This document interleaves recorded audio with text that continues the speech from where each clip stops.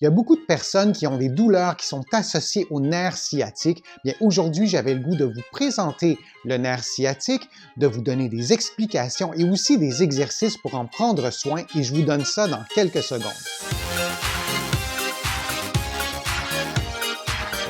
Je suis Denis Fortier. Si vous êtes nouveau ici sur ma chaîne YouTube, je vous conseille de vous abonner en cliquant sur le coin inférieur droit de l'écran. Je vous invite aussi à vous abonner à mon infolettre en visitant mon site web le www.denisfortier.ca. Maintenant, le nerf sciatique, c'est le nerf dont on parle le plus souvent. C'est aussi le plus gros et le plus long nerf du corps humain et c'est quand même impressionnant de voir à quel point ce nerf-là est volumineux. Vous avez probablement une cuisinière dans votre cuisine. Pensez au fil électrique qui la raccorde à votre système électrique. Je vous en ai apporté un ici et c'est exactement la grosseur du nerf sciatique. Si on regarde le diamètre, c'est vraiment immense. Ça peut excéder en fait 10 mm de diamètre, ça peut aller jusqu'à 15 mm.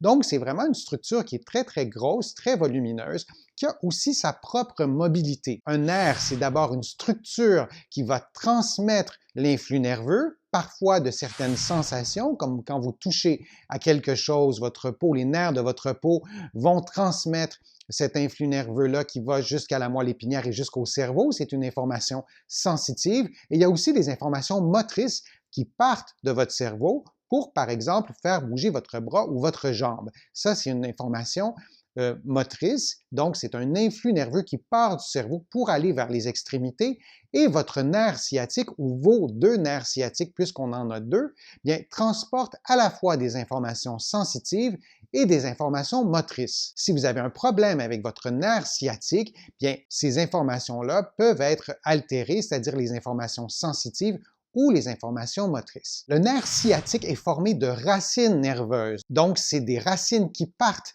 de la moelle épinière qui est située au centre de votre colonne vertébrale et ces racines-là, c'est-à-dire les racines L4, L5, S1, vont former le nerf sciatique. Les racines exactes qui forment le nerf sciatique peuvent varier d'une référence à l'autre. Et ces racines-là, un peu comme le fil électrique que je vous ai montré qui est formé de plusieurs branches de plus petits fils, bien pour un nerf, c'est le même principe et c'est vrai aussi pour le nerf sciatique.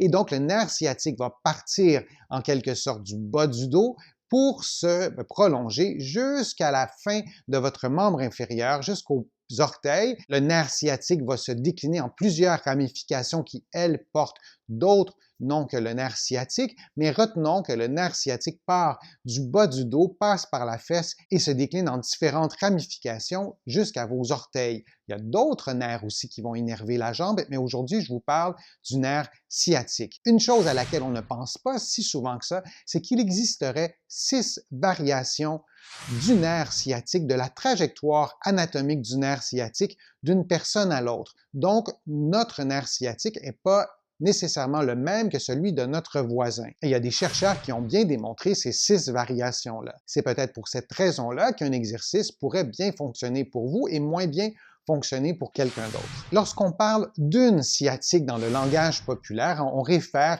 à une atteinte du nerf sciatique. Il y a d'autres termes qu'on peut utiliser comme une sciatalgie, ce qui veut en général dire qu'il y a une blessure au nerf sciatique ou une diminution de mobilité ou une compression en quelque part sur le trajet du nerf sciatique. Ça peut être à l'origine, donc près de la colonne vertébrale, ou ça peut être sur le trajet du nerf sciatique, par exemple, au niveau de la fesse. Donc la sciatique, c'est un problème de nerf sciatique qui peut causer différents symptômes. Je vous en ai parlé dans une précédente vidéo que je vous invite à aller visionner, mais grosso modo, on peut avoir de la douleur au niveau de la fesse, au niveau du membre inférieur. On peut avoir aussi une diminution de sensibilité, aussi une diminution de force musculaire à des muscles très, très précis, donc une diminution de force musculaire très localisée et on peut aussi avoir d'autres symptômes associés qui sont plus graves, comme de l'incontinence urinaire ou d'autres symptômes qui requièrent absolument une visite chez votre médecin pour aller investiguer ce qui cause cette sciatique-là qui serait accompagnée de problèmes plus graves. Donc, si c'est votre cas, vous ne faites pas les exercices que je vous propose aujourd'hui et vous allez consulter votre médecin. La cause la plus fréquente de sciatique, c'est la hernie discale. Il y a d'autres causes aussi qui peuvent causer ce problème-là, mais à l'inverse, une hernie discale ne cause pas nécessairement de la douleur. Il n'y a pas nécessairement une sciatique qui est attribuable systématiquement à une hernie discale. Il y a beaucoup de hernies discales qui sont asymptomatiques, donc il faut être extrêmement prudent. Lorsqu'on a un résultat d'imagerie médicale qui nous démontre qu'on a une hernie discale, on ne peut pas faire le lien de causalité de façon automatique. Ça prend un examen clinique, ça prend une évaluation en bonne et due forme, souvent qui prend environ 1 heure pour faire le lien entre le résultat d'imagerie médicale et le problème de sciatique. D'ailleurs, pour une sciatique, on déconseille d'avoir un examen d'imagerie médicale, que ce soit un scan, une radiographie ou une résonance magnétique.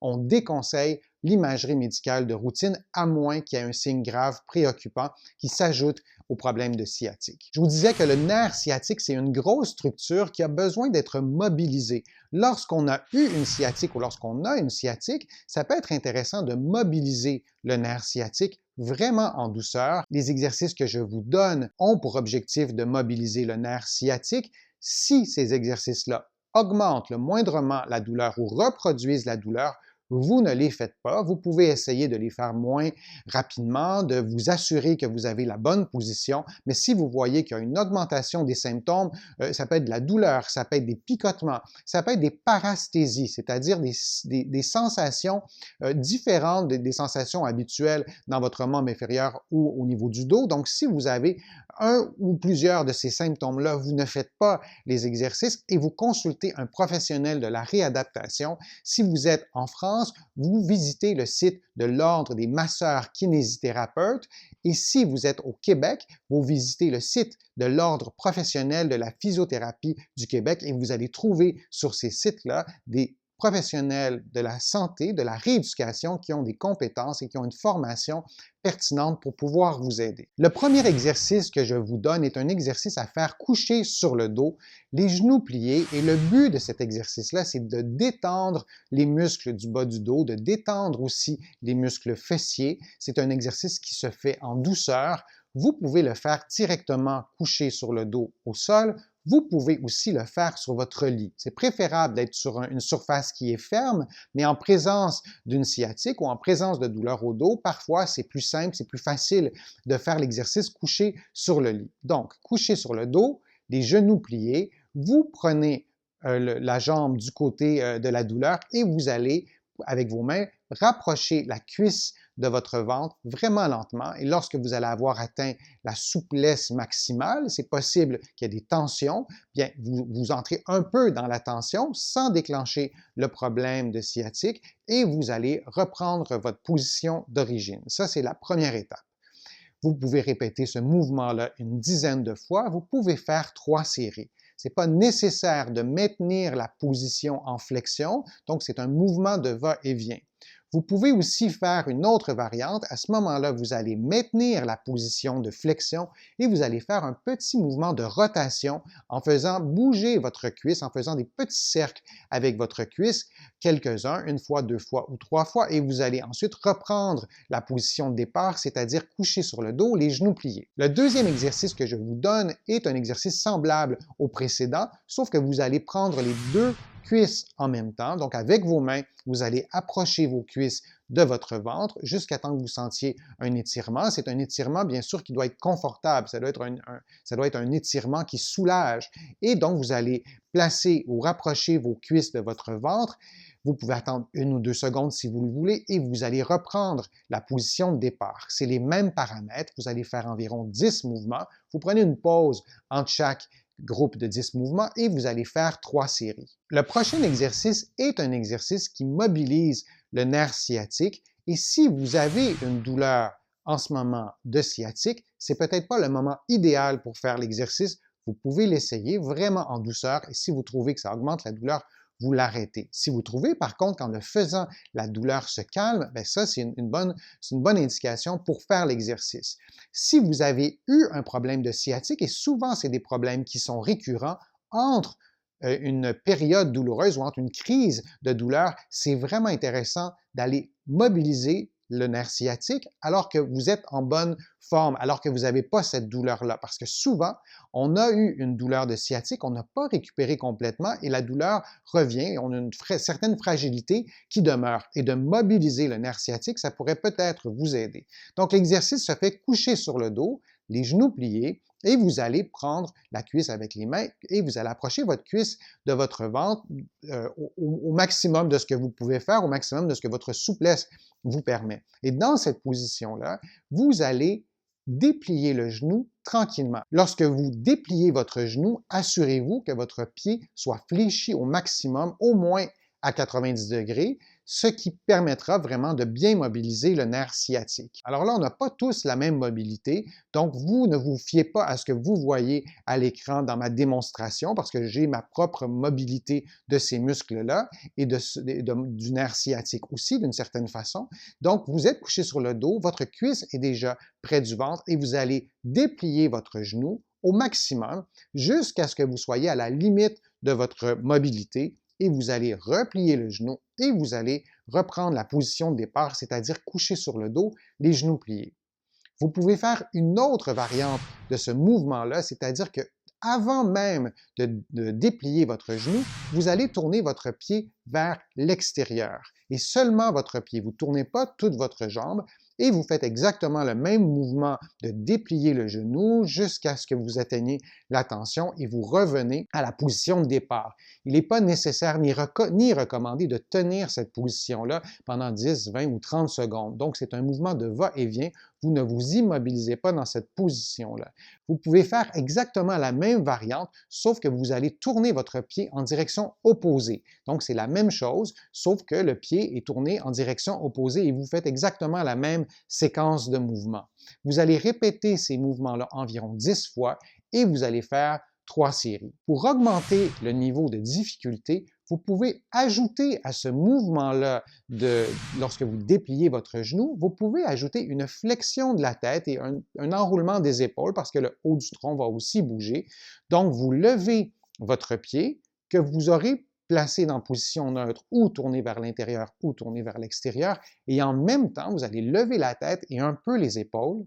Et vous allez ensuite redescendre, c'est la même chose, c'est un mouvement qui est fluide, vous n'allez pas vous immobiliser pendant 10, 20, 30 secondes, vous montez. Vous pouvez aussi placer un coussin en dessous de la tête et des épaules, ça va être probablement plus confortable et vous faites l'exercice selon les paramètres que je vous ai donnés. Une dernière variante de l'exercice, c'est de lever la jambe, le genou tendu, le pied à 90 degrés, le pied fléchi, et vous montez le plus haut possible. Vous pouvez vous aider aussi avec votre main, puis vous redescendez lentement.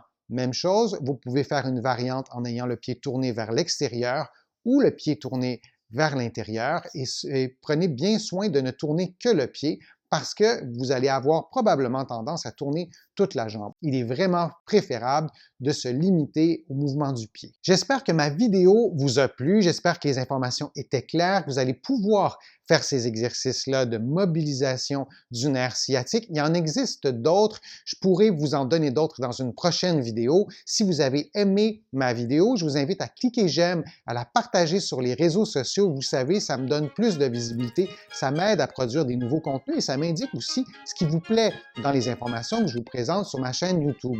Vous allez aussi trouver beaucoup d'informations sur mon site web. Je vous invite à le visiter, le www.denisfortier.ca. Et il y a aussi beaucoup d'informations dans mes livres qui sont disponibles au Canada, en librairie et sur le web.